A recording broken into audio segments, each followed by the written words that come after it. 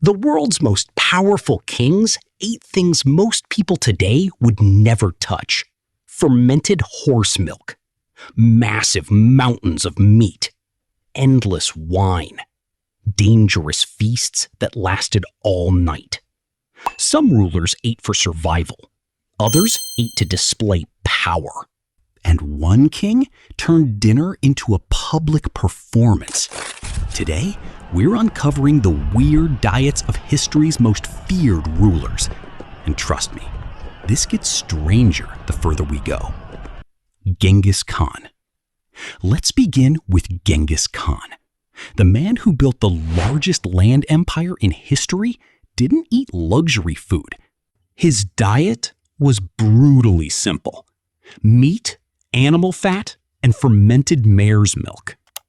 The Mongols spent most of their lives on horseback, so their food had to be portable and high in energy.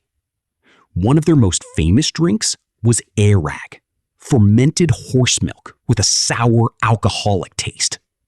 And according to some stories, Mongol warriors could survive for days by drinking small amounts of blood from their horses without killing them.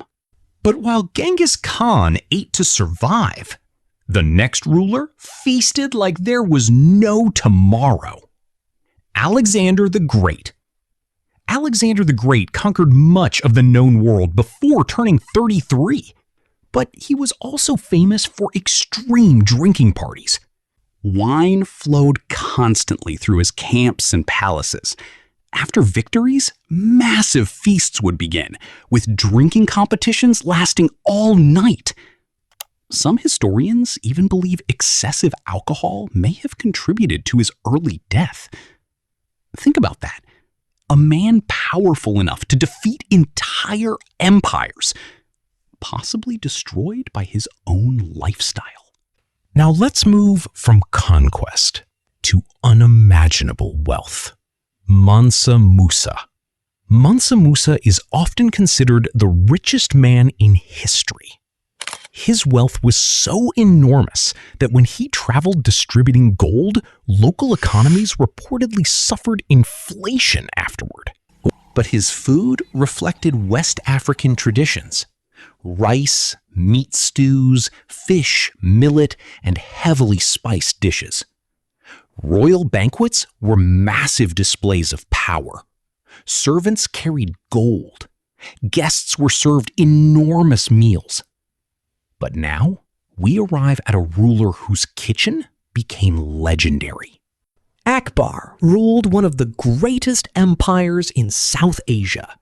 And surprisingly, he often preferred moderation. Historical accounts suggest Akbar sometimes ate lightly and became increasingly interested in vegetarian meals later in life. But the Mughal royal kitchens?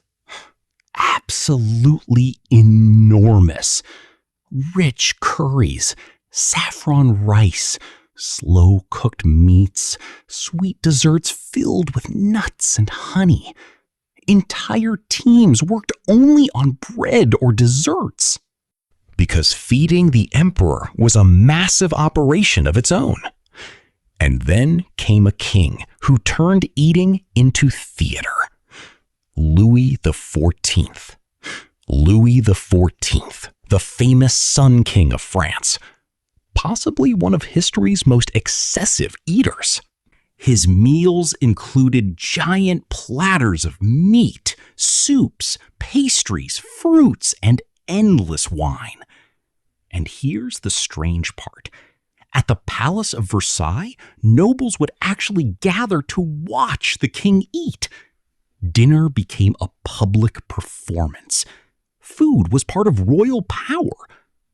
But despite all the luxury, Louis XIV suffered from serious health problems throughout his life.